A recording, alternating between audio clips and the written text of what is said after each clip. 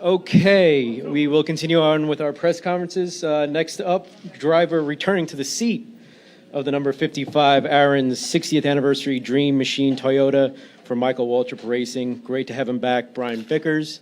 Brian, maybe start off with what it's like to be back and what do you expect out of your first weekend back in 2015? Well, it's awesome. I think it's the best way to describe it. I'm really excited to be back. I feel like we've had this press conference before.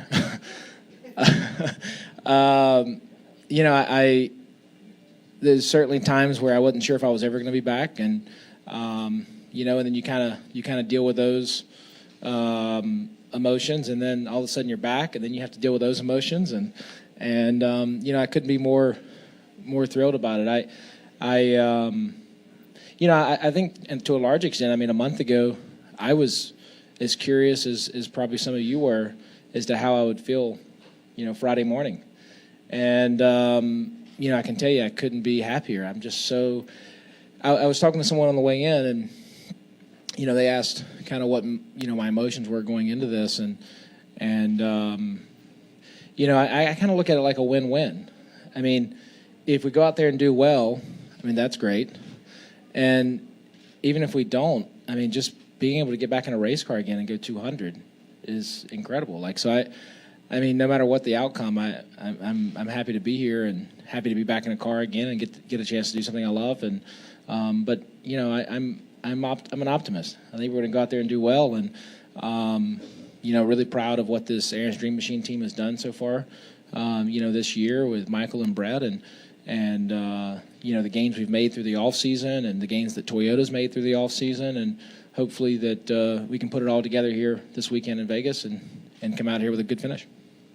Excellent. All right, we'll kick it off with questions. Start off with Jenna up here in the front. We'll go to Holly and Stan. Jennifer AP, welcome back. You've been through this before, different ways. What is it like when you're away from here and away from the car? Has it been different each time? And does it make you miss racing or appreciate racing more? Yeah, good question. The answer is yes, it does. It's tough being out of the car. It's when you're watching, it's a Saturday afternoon, you're watching the Xfinity race.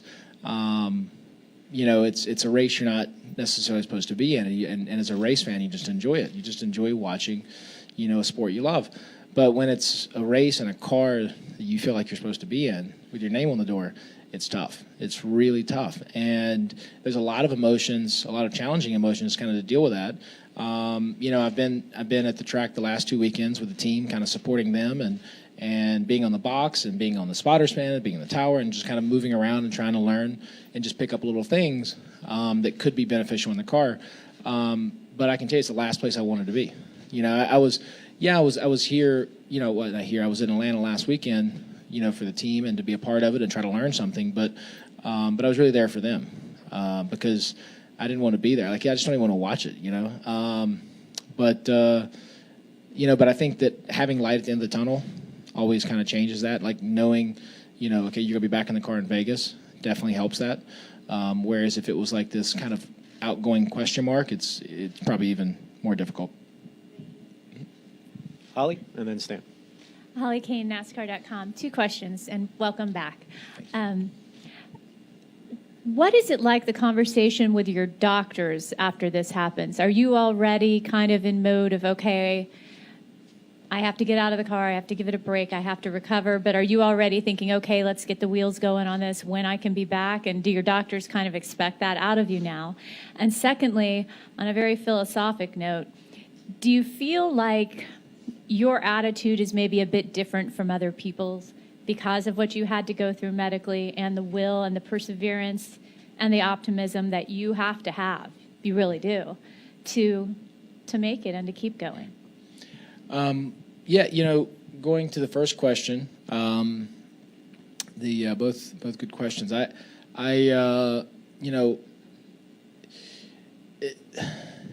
I first, going into the surgery, it certainly was a question I asked several times throughout the process, right? Am I going to be able to race again? And early on, it was like, I think they were trying to set expectations. They were like, it's not looking good. And they didn't want to say no, but they were a far cry from yes. They needed to really kind of get into my heart, basically, which kind of sounds weird to say, and kind of figure out what's going on before they could really give me an answer. But they were kind of setting the bar pretty low, and so I kind of dealt with that. And then as they learned more, as they come out, and they were like, okay, we definitively know what happened and why, and we fixed it, and we're not worried about it moving forward. So, we think you're good to go. But let's do a checkup in a month, and we'll see, kind of see how it goes. But of course, I was asking them, can I go racing? It's something I love. It's something, over the last 10 years in my life, and particularly the last 5 years dealing with everything, I've learned that, my love for racing has only increased, my love for what I do and how much I appreciate it. But I've also learned that it's not who I am. It's something I do, and it's part of who I am. It's a very special part of who I am, and it's something that means the world to me, but it's not who I am, and it's not, if I can't race, that's okay. Like, life's going to go on.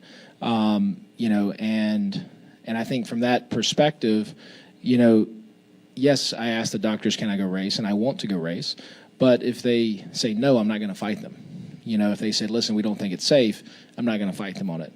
And so does that kind of answer, the first question? So kind of through that process, which was, listen, being back here at Vegas was, was their choice, not mine. I didn't push them into this. As a matter of fact, I sit there, and push them the other way. I'm like, are you sure?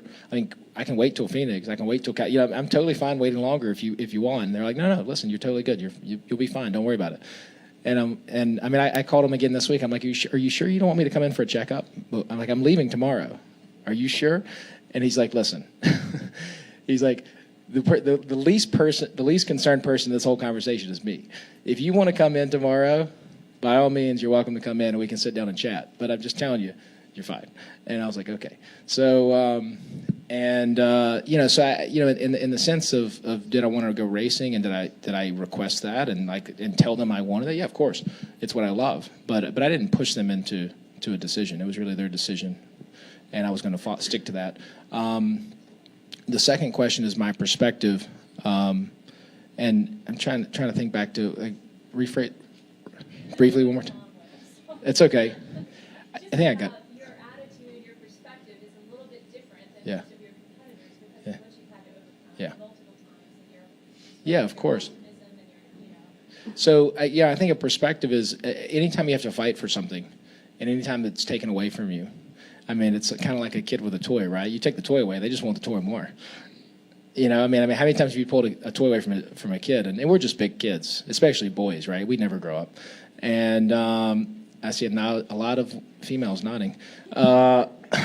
So, you take their toy away, and they just want it even more. And, I've had it taken away several times. So, yes, I want it more. And I think I also have a deeper appreciation for it. I think when you get in a routine, you do something for 10 years or 15 years, like 5 years, whatever it is, you just kind of wake up in the morning and you expect it. And then one day when you realize, and maybe several days you realize, that you can't just wake up and expect it. You got to fight for it, and you appreciate it more and you love it more. But at the same time, I also I've tried to find balance in my life where, like I said earlier, it's not who I am. If it doesn't happen, my life's not over. There's still a lot of things, to be done, and challenges and opportunities, and so you just kind of keep going. Mm-hmm. Okay, we have time for two more. We'll go Stan and then wrap it up with Chris. Over to your right, Stan Creekmore with CompetitionPlus.com, and you've kind of hit some of the factors of what I was going to ask you, but when you put your suit on in previous instances over the last couple of months, it's just been to talk to the media. Was there any difference, any greater feeling in your mind or your heart when you put your suit on this morning and you know that it's to go out there on that racetrack? Absolutely. Another good question. I didn't even think about it until you just said that, but yeah, I definitely feel. I mean, the first 2 times I've put the suit on, it's been for photo shoots or commercials or media, and today it's to actually use it. And it felt a little better zipping it up today than it did the first 2 times, because it's here, it's real. And I can't wait to get in that car here in a few minutes. Chris? Chris Knight, CatchFence.com. Welcome back, Brian. You said at the media tour in Charlotte that you felt like that Brett Moffitt had a chance to win the race at Atlanta Motor Speedway. He put himself in position to do that last weekend. But in your eyes, did he exceed everyone's expectations with that top 10 finish? I can't speak to everyone's expectations. I would say for me, I think that Brett he's a good young man. He's a good driver. I've been working with him now for 2 or 3 years, kind of in a testing type capacity. I've seen his potential. So, he needs experience. I think that it took him a while to figure out. Took him a while to figure out in the race kind of what he wanted and needed. And same for the team, and kind of get dialed in. And it's the first race of the season. It's the first mile and a half of the season. So, it took them a while to get to where they needed to be, but they got there. And that capacity, that capability, I think we all felt was there. So I don't know that he necessarily, exceeded or didn't succeed in his expectations. I mean, my expectation is that he would do well, and that's why, MWR wanted to give him that chance and put him in the car. I'd love to see him get, more experience and seat time. I think he's been a valuable asset to MWR. I think he could be unquestionably a contender, in any series. But like if he could get a ride in the Xfinity Series, Truck Series, and get some experience, and then get in the Cup. I mean, listen, he's done well, in the Cup Series, but I think that thinking back to my own personal experiences, I think. You just need seat time, right? And that's what he needs. And I'd love to see him get that shot. I mean, maybe it's in a Cup car. I mean, he's got an opportunity the next few weeks in a Cup car. And I think he'll do well. So I don't know. Does that answer your question? Yeah. I mean, I think I think a lot of him, but he just needs experience. He just needs time, and I want to see him get that chance. All right. Thanks a lot, Brian. Good luck. Great to have you back. Yeah. Thank you.